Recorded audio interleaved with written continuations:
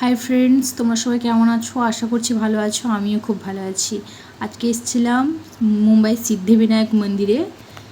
দেখো, তোমাদের সাথেও শেয়ার করলাম। ফার্স্টেই ফুল টুল সব প্রসাদ কিনে নিয়েছি।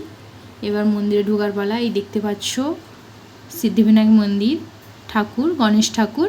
মন্দিরের ভিতরে প্রচণ্ড ভিড়, তাই তোমাদেরকে ঠাকুরটা দেখালাম।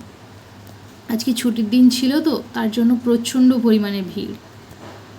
দেখো, মন্দিরটা দেখালাম। এই যে হচ্ছে মন্দিরের দরজা। এখনও মন্দিরে ঢুকিনি, ঢুকবই। দেখো, ওটা দীপাবলির পরে পরে এসেছিলাম, তাই প্রচণ্ড লাইট দেওয়া আছে। দেখো, তোমরাই দেখো মন্দিরে কতটা পরিমাণে ভিড়। মানে ঠাকুরকে ঠিক মতন প্রণাম করা যাচ্ছে না, দর্শন করা যাচ্ছে না, এত লোকের ভিড়। এটা মুম্বাইয়ের একটা ফেমাস জায়গা। যে আসে মুম্বাই, এখানে তো আসেই ঘুরতে, সিদ্ধিবিনায়ক মন্দির। আর প্রচণ্ড জাগ্রতও শুনেছি। এই দেখো মন্দিরের ঠাকুর। তোমাদের সাথে শেয়ার করলাম, কেমন লাগছে কমেন্ট করে বলো।